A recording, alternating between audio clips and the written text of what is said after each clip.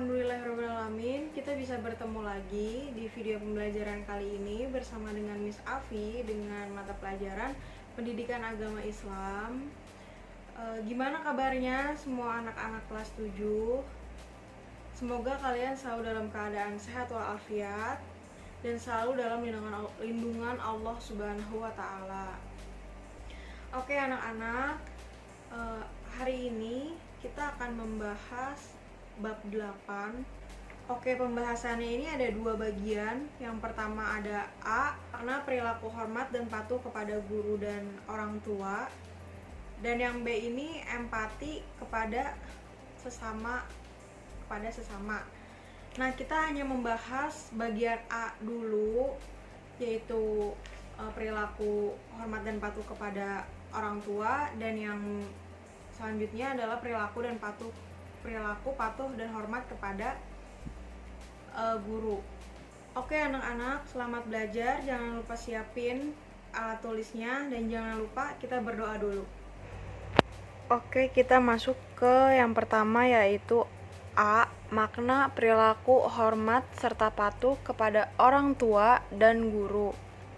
Sebelum itu kita bahas dulu apa itu hormat dan apa itu patuh.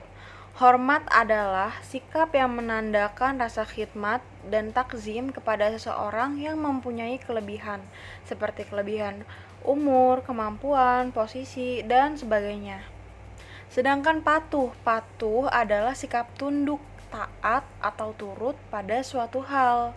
Jadi bisa kita simpulkan bahwa perilaku hormat dan patuh kepada orang tua ataupun guru itu adalah senantiasa berperilaku baik kepada orang tua dan guru, baik dalam perkataan ataupun perbuatan, serta selalu mematuhi segala hal yang dinasihatkan atau diajarkan oleh orang tua dan guru. Nah, anak-anak, perilaku hormat dan patuh ini merupakan bagian termasuk dari akhlak mulia. Perilaku hormat dan patuh kepada orang tua dan guru merupakan bentuk rasa syukur kepada mereka dan kepada Allah Subhanahu wa Ta'ala. Yang pertama, perilaku hormat dan patuh kepada orang tua. Ini pertama orang tua dulu, nanti selanjutnya kita bahas yang guru. Nah, anak-anak, Miss mau tanya, siapa sih yang selalu bersama dengan kita dari kita lahir sampai sekarang? Ya, benar banget, itu kedua orang tua kita. Nah, anak-anak, jasa mereka, kedua orang tua kita ini terhadap kita besar banget dan banyak, antara lain. Pertama, ibu sudah mengandung kita selama 9 bulan, terus melahirkan kita ke dunia, terus merawat kita, sementara seorang ayah bekerja keras untuk memenuhi keperluan kita. Ibu dan ayah juga memberi bekal pendidikan kepada kita. Ibu dan ayah juga memberi kasih sayang yang tak terhingga untuk kita tanpa meminta balasan. Nah, tadi itu merupakan gambaran begitu besarnya pengorbanan orang tua kita untuk anaknya. Oleh karena itu, anak-anak, Allah Subhanahu wa Ta'ala memerintahkan kita manusia untuk berbakti kepada kedua orang tua atau birrul walidain. Dengan cara apa? Dengan berperilaku hormat dan patuh kepada kedua orang tua kita. Dalam Islam, birrul walidain atau berbakti kepada kedua orang tua ini merupakan kewajiban yang sangat besar bagi setiap manusia. Nah, ini ada dalil tentang perilaku hormat dan patuh kepada orang tua, yang artinya, dan Tuhanmu telah memerintahkan supaya kamu jangan menyembah selain Dia, dan hendaklah kamu berbuat baik kepada ibu dan bapakmu dengan sebaik-baiknya. Jika salah seorang di antara keduanya atau kedua-duanya sampai berumur lanjut dalam pemeliharaanmu, maka sekali-kali jangan kamu mengatakan kepada keduanya perkataan dan janganlah kamu membentak mereka, dan ucapkanlah kepada mereka perkataan yang mulia. Jadi, kandungan yang terdapat pada surat Al-Isra ayat 23 ini Allah memerintahkan kita untuk memperlakukan kedua orang tua kita dengan mulia, dengan baik, dengan tidak membentak mereka, dengan tidak berkata ah, dan juga mengucapkan perkataan yang baik. Selanjutnya, bagaimana kita berperilaku yang baik atau berbakti kepada orang tua. Nih contohnya, yang pertama, kita memperlakukan kedua orang tua kita dengan sopan. Yang kedua, membantu pekerjaan orang tua. Yang ketiga, mengikuti atau melaksanakan nasihat orang tua. Yang keempat, membahagiakan kedua orang tua kita. Berbakti kepada kedua orang tua tidak hanya dilakukan ketika mereka masih hidup, tetapi juga ketika mereka sudah meninggal dunia, kita bisa tetap berbakti kepada kedua orang tua. Dengan cara apa? Yang pertama, mendoakan, yang kedua, melaksanakan wasiat atau pesan, yang ketiga, menjaga nama baik mereka. Nah, selanjutnya ini adalah contoh bacaan doa kita berdoa untuk orang tua. Bismillahirrahmanirrahim. Rabbighfirli wali walidayya warhamhuma kama rabbayani shaghira. Tuhanku, ampunilah dosaku dan dosa kedua orang tuaku, sayangilah keduanya sebagaimana keduanya menyayangiku di waktu kecil. Jadi anak-anak, setiap manusia ini diwajibkan untuk hormat dan patuh kepada kedua orang tua karena di dalamnya banyak sekali hikmah. Di antara hikmah, hormat dan patuh kepada orang tua. Yang pertama, merupakan salah satu amal soleh yang paling disukai Allah. Kita juga mendapat pahala yang besar, menjadi perantara terkabulnya doa, mendapat kemudahan dalam melakukan suatu hal. Yang kelima, mendapatkan kelapangan rezeki. Dan yang keenam adalah mendapat ridho dari Allah Subhanahu wa Ta'ala. Ada hadis riwayat Tirmizi yang Nabi Shallallahu Alaihi Wasallam bersabda, keriduan Allah tergantung pada keriduan orang tua dan kemurkaan Allah tergantung pada kemurkaan orang tua.